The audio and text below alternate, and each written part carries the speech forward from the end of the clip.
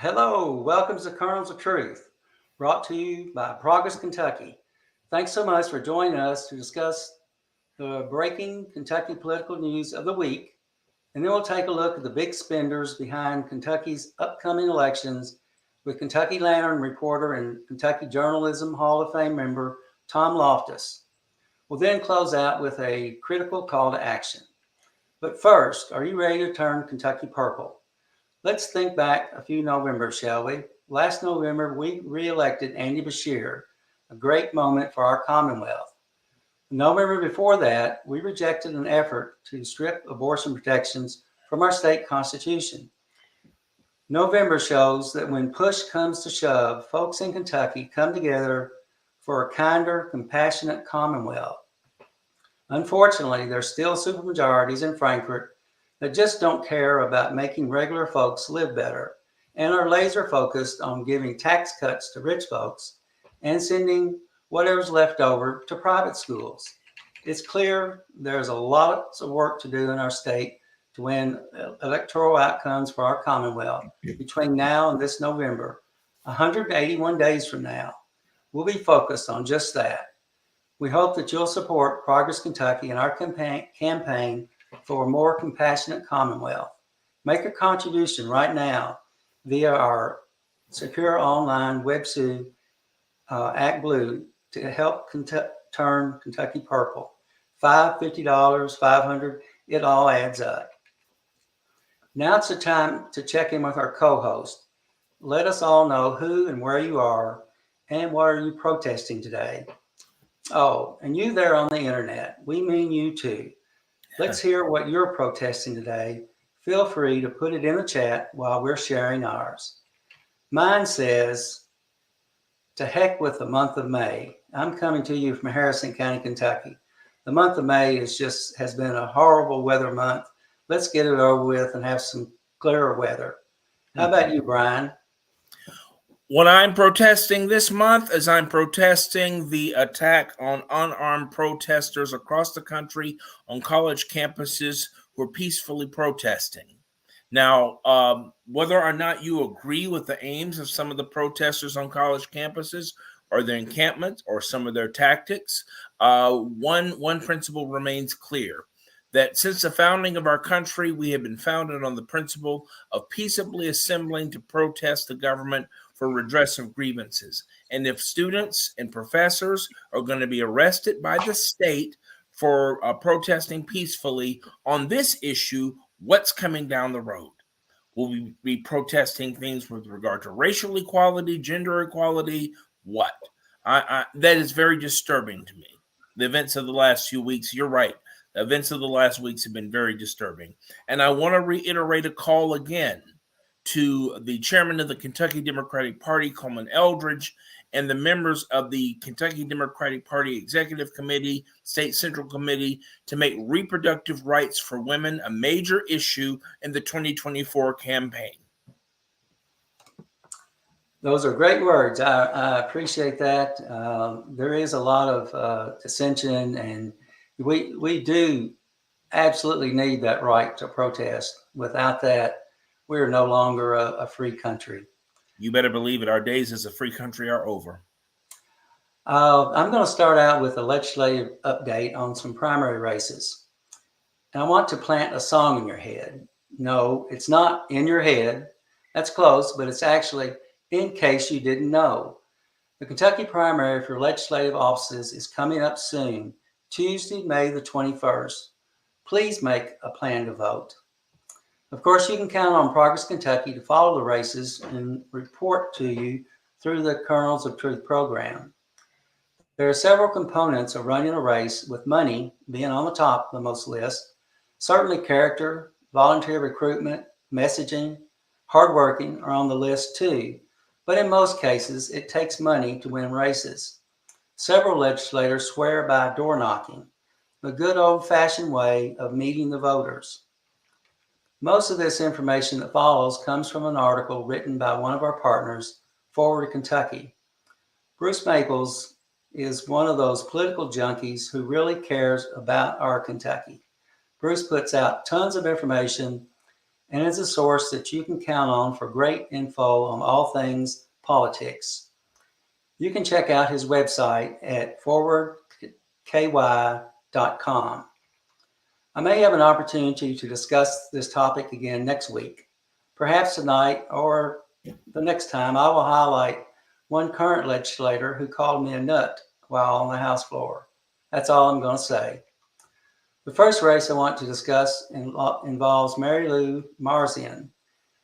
She was a legislator for almost 30 years. She retired when she was redistricted and would have faced Representative Josie Raymonds. In a surprising turn of events, Representative Raymond chose not to run for re-election this cycle, instead opting to resign and run for Louisville Metro's Council District 6. She's one of my faves. She is not afraid to hold the white male legislators to task. As an example, in 2016, she introduced a bill that would have required men to get their wives' permission before obtaining a prescription for Viagra or other erectile dysfunction drugs. The point being is that men want to control women's bodies, then why not the other way around? What does the money look like? The contributions. She has raised $77,000, and her Democratic challenger, William Adams, has raised $59,000. Adams has received PAC money from Pipefitters Local 502 and Marzian PAC money from Warehouseman Local 89. Next up is a House Republican primary in the 10th House District involving incumbent Josh Callaway and Julie Cantwell.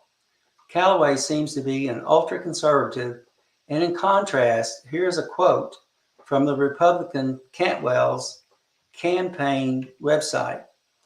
Having faced personal challenges such as drug abuse/addiction, financial strains, and family health scares, I empathize with the struggles of everyday, hardworking citizens.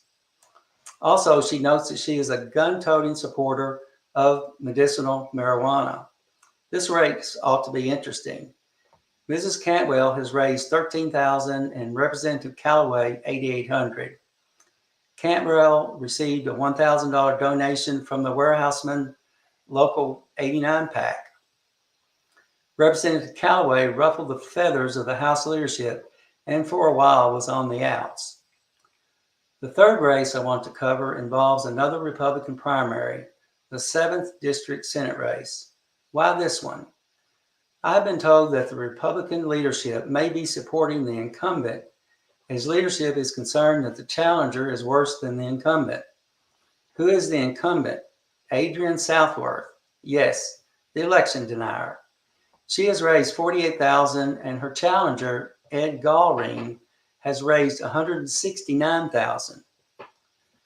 I've watched Southworth as she talks about bills on the Senate floor, and she seems to have good reasoning skills, but then again, she is an election denier.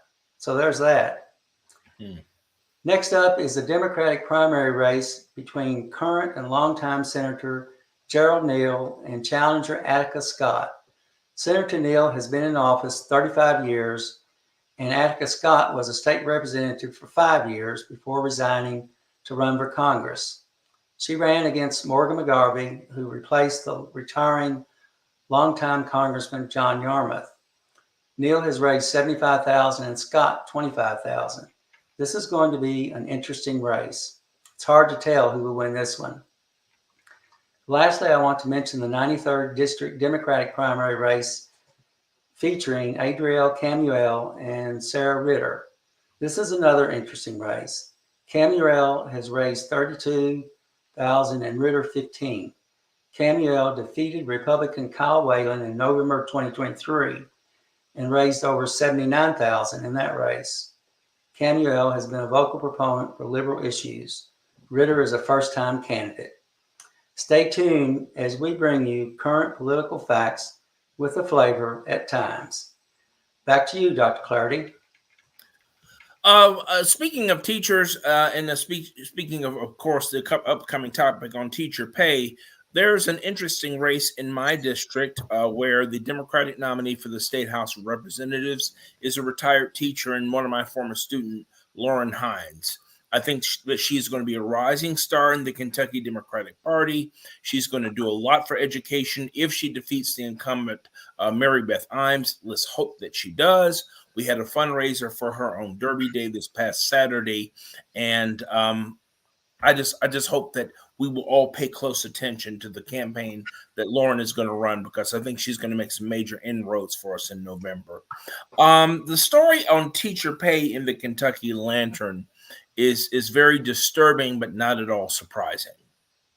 The fact that teachers in Kentucky make a very low salary at the elementary and secondary level. We're asking teachers to make bricks without straw. We're asking teachers to teach students in the age of COVID, post-COVID, and the traumas that came from that. And we're going to be losing a lot of teachers in the years to come if we don't change these pay disparities.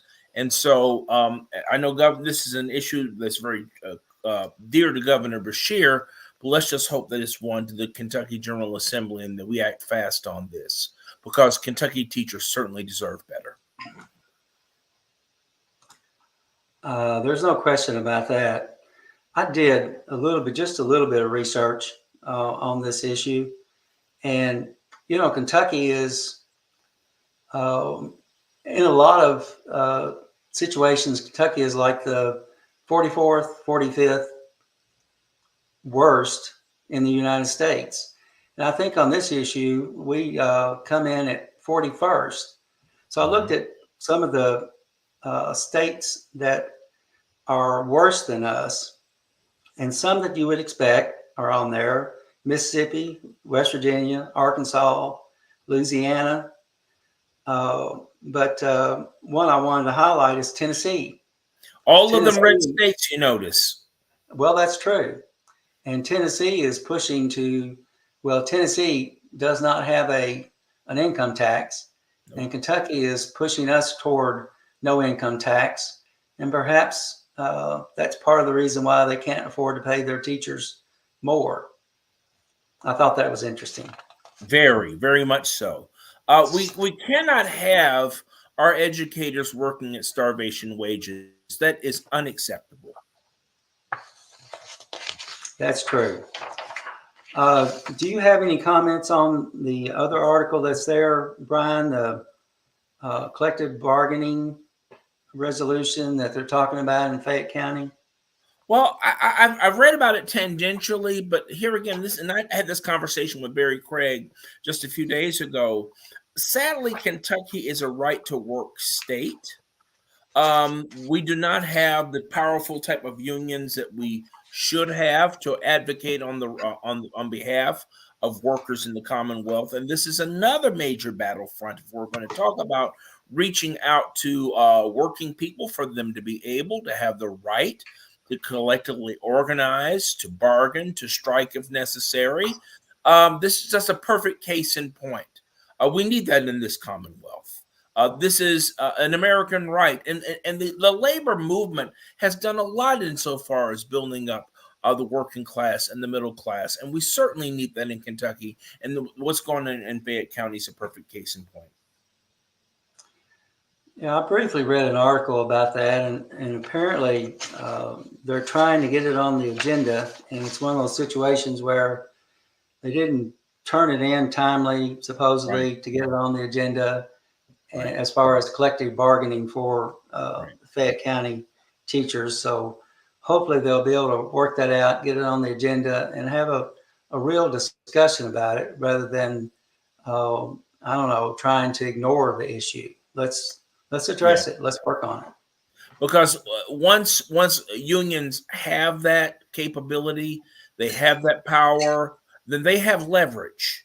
And if they have leverage, they can improve their lives and the lives of so many others. We need that type of coalition building in the Commonwealth of Kentucky, in education and in other fields as well. I agree.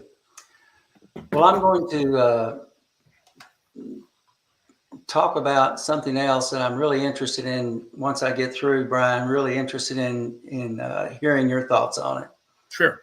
The other day, my wife and I had a conversation about the party registration numbers in the Commonwealth. Recently, the number of registered Republicans surpassed the number of registered Democrats. And that combo made me think about my history in politics. I grew up in Hopkins County, which was a Democratic county. I spent time in Trigg County. Smith Broadbent Jr. was a huge Democrat there. Spent time in Greenup County. The county where Brian lives, Callaway County, was Democratic, as were many other Western Kentucky counties. Mm-hmm. As examples, former Governor Ned Breathitt was from Christian County. Wendell Ford was from Davies County. Steve Beshear and Ruby LaFoon were from Hopkins County. But I did a little more research, and when it comes to presidential elections, for the past 60 years, Kentucky voters preferred the Republican candidate for all years except for 1964, Lyndon Johnson, 1976, Jimmy Carter, and in 92, 96, Bill Clinton. Dr. Clardy, what are your thoughts on this matter? In those elections that you cited, 64, 76, 90, and 92, of course, Kentucky was carried by the Democratic candidate in all of those races. Let's kind of look at some demographics here and look at some political statistics. All three of those candidacies and in all four of those elections were won by centrist Democrats. They were won by moderates who could speak to the working class base, who could speak to farmers, and also speak to members of the liberal progressive constituency. Let's look at the elections where those were lost. Let's go back and look at 1968, for example. 1968, of course, George Wallace, who was the Democratic former governor of Alabama, of course, he peeled off a lot of that conservative working class support in Kentucky and throughout the South. And this is one of the things that helped to cost Hubert Humphrey some votes in 1968. Clearly, 1972, where you have George McGovern, who is viewed as an ultra-liberal candidate, and not just McGovern, but Carter, of course, was considered a president that did not have an impressive record in Kentucky. And of course, he lost. Reagan won Kentucky by a sizable amount, won by a pretty sizable margin in 1984. Reagan did. Certainly, Michael Dukakis was viewed as too far to the left. Oddly enough, so was Al Gore, a native Southerner, and John Kerry from the North viewed as too far to the left.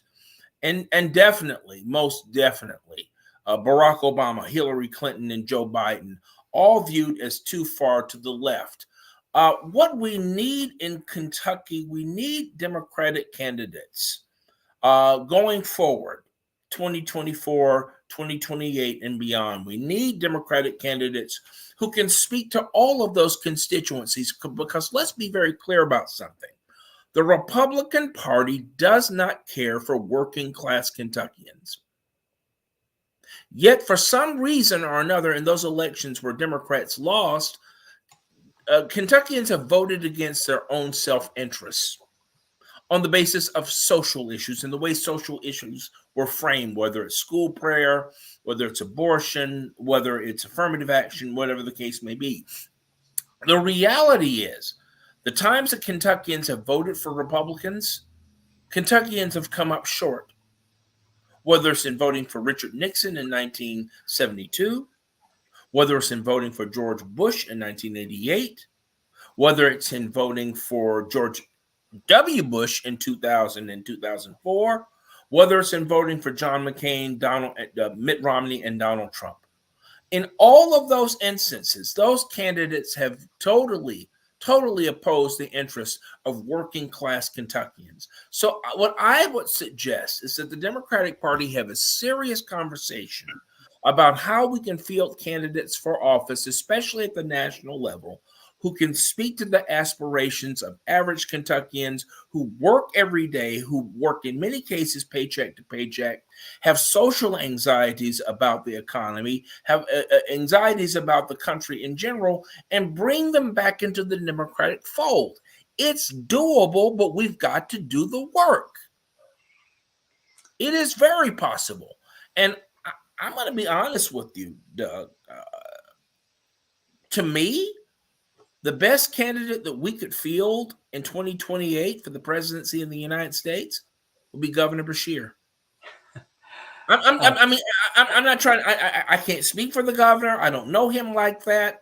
But to me, in 2028, after we get Joe Biden reelected, who can speak to those issues, in 2028, my money would be on Governor Beshear to seek the presidency, because I think that he could bring back into the fold working class people in Kentucky and throughout the South and throughout the Midwest and throughout the Rust Belt who have some concerns, economic concerns that, quite frankly, the Republican Party of Donald Trump and Mitt Romney just doesn't care about. Well, there are a lot of people that have mentioned that too, and let's hope that happens. I think that would be amazing. And by the way, while we were on the air in a few minutes before, it's so interesting. The far right in the Republican Party has been repudiated. Marjorie Taylor Greene has been unable to oust Speaker Mike Johnson, who is no flaming liberal, from the speakership of the U.S. House of Representatives. So let's just hope that we've turned a corner and that MAGA Republicans have been finally repudiated and will someday end up on the ash heap of history. Sounds great. Now we're going to segue into our guest. And, this is the first time that I have been the primary host.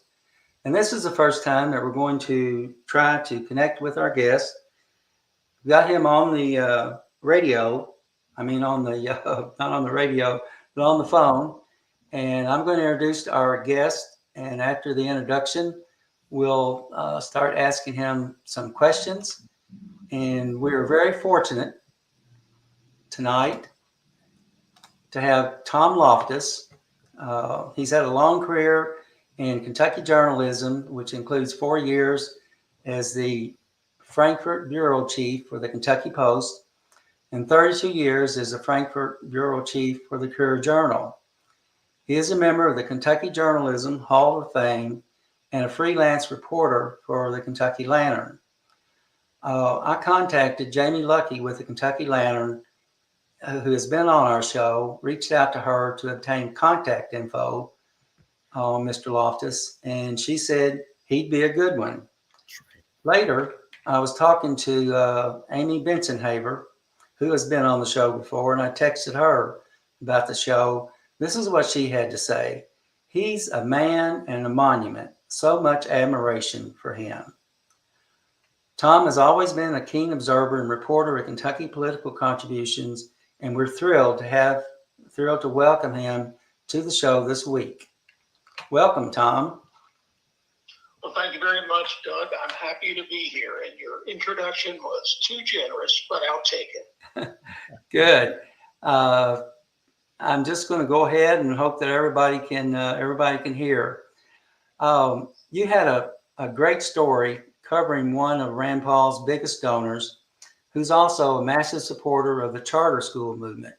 Can you tell us a bit about that reporting and that individual? Well, that individual would be a man named Jeff Yass, Y-A-S-S. And he may not be widely known among Kentucky voters, but he ought to be. He is currently, in this election cycle, the biggest campaign donor in America. According to the website Open Secrets, he has made $70 million in political contributions since January 1st of 2023. That ranks him number one. Jeff Yass is head of a Philadelphia area options trading firm, a big international trading company known as Susquehanna International Group. And that's where he has made his fortune. Now, Jeff Yass only came on the scene as a really big donor, what you would call a mega donor, in about 2015, when his first 7-figure contribution, I believe, the contributions were to the super PACs that were supporting the struggling presidential campaign of Kentucky Senator Rand Paul. And I don't know exactly how Mr. Yass and Senator Paul got together, but I do know this, that Jeff Yass is a registered libertarian, and he is kind of a maverick among Republicans. And I presume he was attracted to Rand Paul's brand of republicanism. Somehow they got together, and he has been a very generous supporter of Rand Paul's committees. And that's what makes him so important. The main reason that makes him so important to folks here in Kentucky. To go on a little bit about his association with Rand Paul. Jeff Yass, over the last 6 or 7 years, has given $30 million to a super PAC that's affiliated with Rand Paul, a group called, it's Protect Freedom PAC is what it's called. And that PAC basically is operated by Rand Paul's former associates and former campaign officials. And it takes the money Jeff Yass gives it, because Jeff Yass is virtually the only donor in recent years to Protect Freedom PAC. It takes these millions of dollars and makes contributions to candidates for Congress, candidates for U.S. Senate, candidates for governor in some cases, who are endorsed by Senator Paul. So when Senator Paul goes and makes an endorsement, it means more than just having a well-known Republican senator endorsing you. It means it is likely to be followed up with a lot of money being contributed to buy ads in support of your campaign. And most recently this year, its biggest recent contribution, Jeff Yass, just a couple of months ago, made an $8 million contribution to Protect Freedom Fund. And that's one main reason why Jeff Yass should be so big in Kentucky, because he's the primary, almost exclusive funder of a Rand Paul affiliated political action committee. One important point to add, and I'll let you ask another question, Doug. Okay. Protect Freedom PAC, this Rand Paul affiliated PAC, made about $2.4 million, bought about $2.4 million worth of independent advertising in Kentucky last year on ads endorsing Daniel Cameron for governor. So Yass was a very big player in terms of funding super PACs that supported Daniel Cameron last year, and that's the biggest impact he's had to date in a Kentucky race, as far as I can tell. That's some amazing information. I want to interject something about Citizens United. I think Mitch McConnell was always a proponent of that. And I've said on our various shows over the years that McConnell, and I'm sure people like Rand Paul and Yass pulling strings, they use that money to create power, and then they use the power to create more money. That's it. Well, Citizens United changed the whole game, and Sure it did. took several years for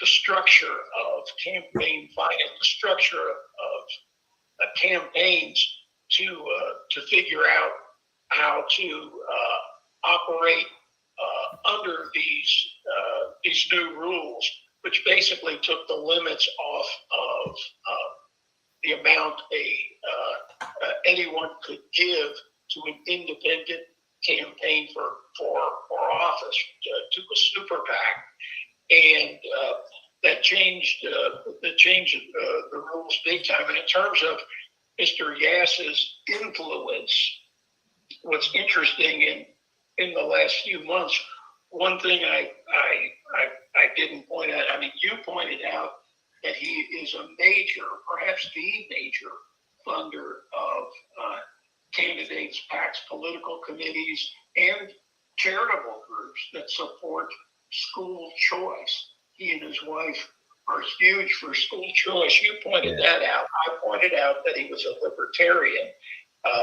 But one thing new that's come to light in the last year, Jeff Yass and his company, Susquehanna International Group, are the largest investor in the United States, according to numerous news reports, the largest investor in TikTok's parent company, ByteDance, which is based in China. And there's been a lot of news in the Washington-based media, Washington, New York, political pages about Mr. Yass and how this move by Congress to ban TikTok in the United States out of for security concerns, because it is based in China. How this is going to affect Mr. Yass and his company and his personal fortune, which Bloomberg, by the way, is estimated to be about $40 billion. That's billion with a B. $40 billion. He's far wealthier than anyone from Ohio or Kentucky. He's the wealthiest man in Pennsylvania. I believe he is ranked by Bloomberg as the 31st wealthiest person on planet Earth. So he had a conversation with Donald Trump a couple of months ago. After that conversation, Donald Trump changed his position on whether TikTok ought to be banned in the United States. As president, he supported an executive order aimed at doing that, or forcing its sale to U.S. owners. Now, Donald Trump appears to be against that ban and siding with Senator Paul, for instance, who has said for the past year that he doesn't think, he thinks that would be a violation of free speech, and you've got concerns, to do something else. Banning TikTok is improper obstruction of free speech in America.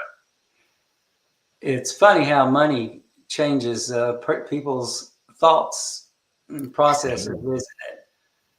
Well, here's a man who has a lot of money and is proven he is willing to spend big. As I say, so far this election cycle, bigger than anyone else in the United States, to try to advance the goals that he has. And now whether he's primarily libertarian, primarily an advocate of school choice, or primarily an advocate for TikTok, how much influence Rand Paul has over him, how much influence he has over Rand Paul. These are all questions I can only guess at. There are several factors, though, it appears, weighing on Mr. Yass as he decides how to apportion his political dollars in the marketplace. One, on the national scene is for Republicans, conservative Republicans, but frankly, he's been very, very big donor in the state of Pennsylvania, as you might expect, where obviously the big education decisions like school choice are made at the state capitol. And there he has been a big supporter of some local Democratic candidates. So I think the school choice thing for Jeff Yass is very big. Okay. Thank you for all that information. Brian, would you like to ask a question? Yeah, it's just so funny. We were talking about Citizens United and the impetus behind that and what that led to. Is so strange that same mindset that the court had there also led to Shelby versus Holder 3 years later with regard to the Voting Rights Act, and certainly most recently with Dobbs. It's just so funny to me how this activist, conservative, reactionary Supreme Court has led to some of those issues that have changed the very complexity of American politics. But this is my question, Tom, and it's good to talk to you and good to hear your insights. The Kentucky Republican Party has been prioritizing a new building. Now, not workers' rights, not teacher pay, not aid to our farmers, nothing dealing with economic development, but a new building named after, wait for it, Senator Mitch McConnell. What has your reporting uncovered about that project?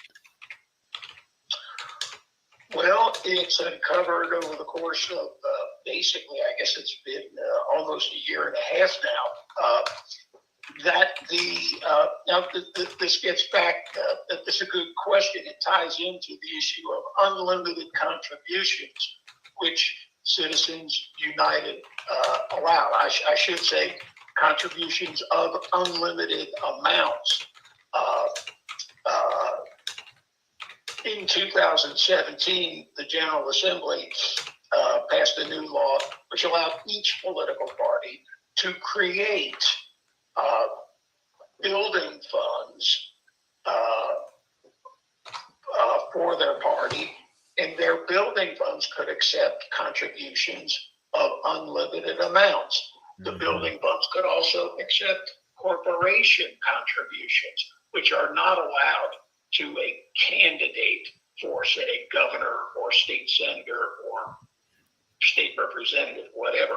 Well, the reporting uncovered that since the fundraising started in late 2022, the Republican Party of Kentucky's Building Fund has raised to date $2.9 million to expand and renovate what is known as the Mitch McConnell building here in Frankfort. And where I'm sitting in Frankfort, it's only about 3 blocks away from me. It's right at the corner of 3rd Street and Capitol Avenue, just down Capitol Avenue from the Capitol building.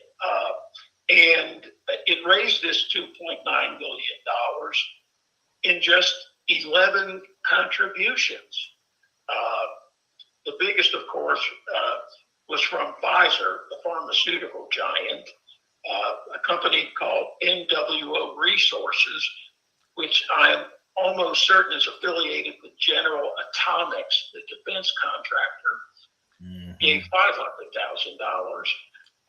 Verizon, $300,000.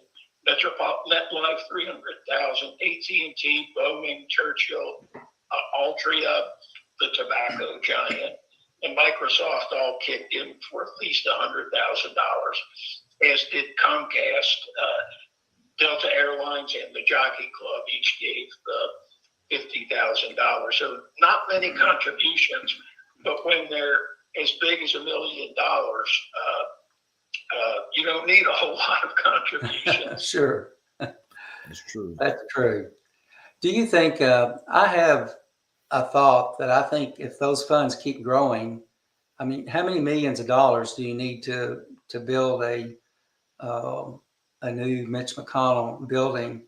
I have a feeling that once they get enough, they'll change the law to where funds remaining in a building, whatever, can go to wherever they want to go. Do you have an opinion on Well, that? you know, in other words, write a law that says funds in a building fund could be transferred to the general fund of the party. You know, who knows? Lord knows they change the rules at least a little bit almost every year. But as for how much is needed for this project, the Republican Party hasn't said. I mean, if you look at building prices and the cost of a house, and this is, after all, just an old house. It was renovated last time under Governor Ernie Fletcher in about 2004, about 20 years ago, and it looks fine from the outside to me. And it's a pretty big house, but I think they want to double the size of the big meeting room where they hold fundraisers sometimes. Right now it's big, but they could do a lot bigger.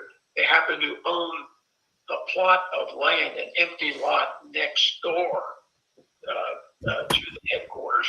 I'm sure they're going to spread out in that direction as well. They have not released any plans. They have had some expenses. Their first expense is to hire an architect to design the work, but they've not released any plans or filed any building plans yet with the city of Frankfort. So, interesting counterpoint to make on the other side. I do believe if he wanted to, Governor Andy Beshear could raise $2.9 million for the Democratic Party's building fund. His fundraising priorities are obviously much different. I mean, until a couple of months ago, it was for his reelection campaign. That was priority number one, and to the Kentucky Democratic Party general fund. But the point is, by taking off the limits, that law essentially said, if you are in power, you have the ability to build a headquarters that looks like the Taj Mahal, because believe me, and of course, she was in power in the Democratic Party. The Republican Party has McConnell, Paul, plus supermajorities in the Kentucky House and Senate. There's a lot of corporations that would give big money to a fund drive that any one of those folks would head up. And that's true. And you'd be right there bulldogging and finding that information, wouldn't you? That's right. Well, it doesn't take a bulldog to check every day. Election finance. It takes somebody like me who might need a life. But these, it shows up. The one miracle of the thing is that these are still among the vast majority of contributions, which do have to be disclosed. So thank heavens that you can look them up, and they have to justify it or explain it or answer. Why do you think Pfizer gave all this money? Right, and that leads me to my next question. I know you've been doing this a long time, and I really admire your work because the kind of information you give us is information that people really need, that they would not know about if we didn't have people like you.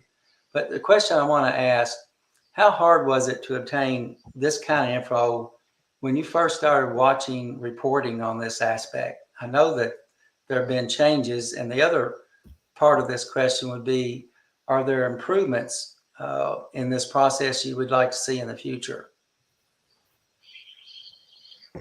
How hard was it years ago? Well, basically, for a long time, when the reports came in, we'd go out to the Registry of Election Finance and have to pick up a report for a candidate for governor might be several hundred pages long with tiny listings of each contribution. And we had to do it all. It was what I call pencil assisted reporting. For the last 30 years, I've done a lot of computer assisted reporting, but it used to be with a pen and pencil and legal pad, and that worked. It took some time, and you had to scrutinize it very carefully and look at everything. Now, with everything filed electronically, you can sort and sift through it a lot easier on your computer. You don't have to drive out to the registry, pay 10 cents a page for what might be 1,000-page report. Which, when I was at the Courier Journal, we had an account out there, no problem, just put it on my account. But if you were say Amy Bensonhaver, an activist citizen interested in transparency, I mean, if there are people like that, if they go out there and have to pay, $40, $50, $100 for a bunch of paper, that presented a problem. There are all sorts of new problems now, and I got to scratch my head to think of them. But part of them is that the registry's computer system, online system, I've finally gotten used to it.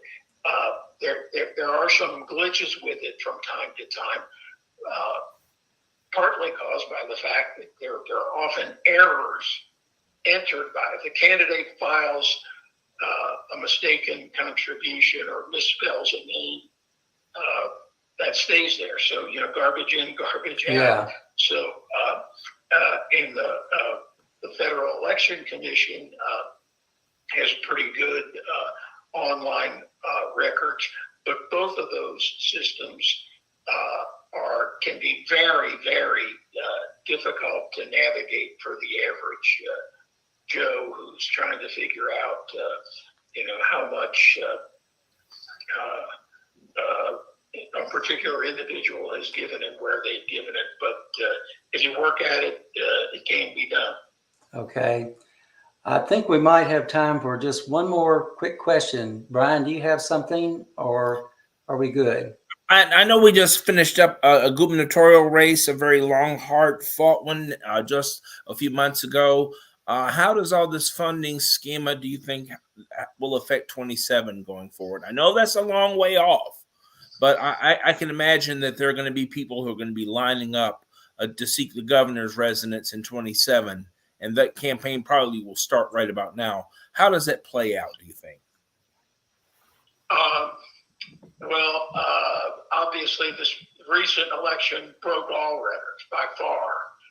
Andy Beshear raised, what was it, 20 million in his own campaign fund, had another 20 plus million from outside groups. Daniel Cameron only raised about 5, had about 20 from about 25 to 30 from outside groups.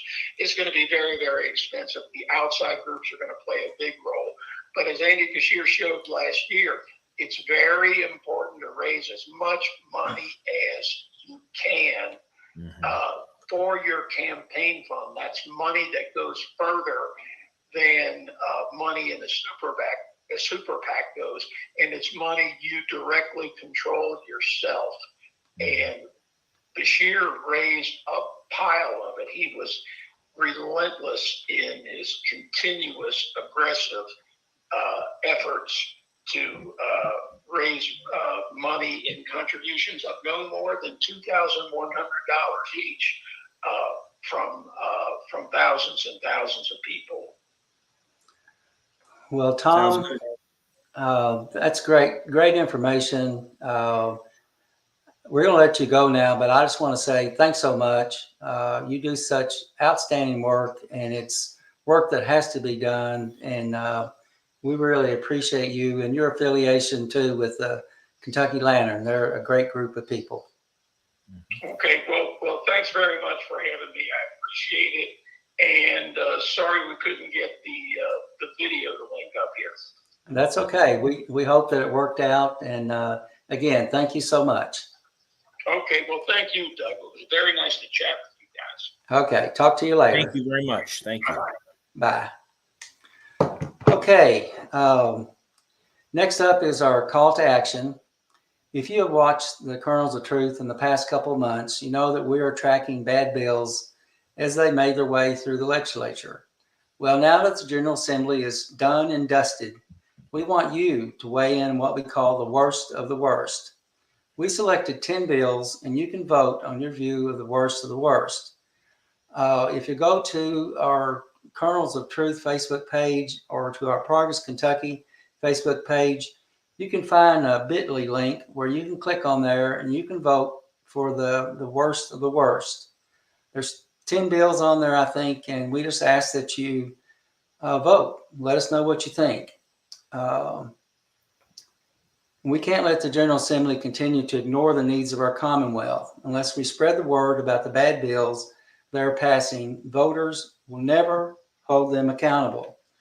So please vote and share now to help us spread the word and determine the absolute worst legislation of the 2024 session. I'm going to turn it over to you, Brian, for the close. Well, first of all, Doug, it's always an honor to be with you all. And thanks to our guest, Tom Loftus, our producer, Annabelle Nagel, for a fantastic show. There's just so many people to thank. It's always a privilege to speak with you guys, and I'm looking forward to being with you all next month as we continue to do the work, the heavy lifting, to turn Kentucky purple. Progress Kentucky is a nonprofit organization registered with the Kentucky Secretary of State and is organized as a 501c4. We are affiliated with the Invisible Project, the Commonwealth Alliance for Voter Engagement, and we are also proud members of the Forward Kentucky Network. Progress Kentucky's goal is to educate, organize, increase voter turnout, and advance a progressive agenda through civic engagement. Join us next week for another informative show. We will be joined by Dustin Reichstetler, the president of the Kentucky AFL-CIO. Production of episode 159 was done by the wonderful and cherished Annabelle Nagel. Fantastic job. Big thanks to Nate Orshan, who wrote and produced our theme songs. You can find more information and music at natosongs.com. If you miss our weekly live stream on Facebook, YouTube, audio broadcasts, and our show notes, they are available on Apple, Google, Spotify, or wherever you get your podcasts. If you do listen to the pod, please leave us a 5-star review wherever you're listening right now. Of course, our logo and some graphic information content are provided by Couchfire Media. More information can be found at couchfiremedia.com. And we thank you all for joining us wherever you have joined us for Kernels of Truth. With Doug Price, I'm Brian Clardy. Thank you very much, and good night. Good night.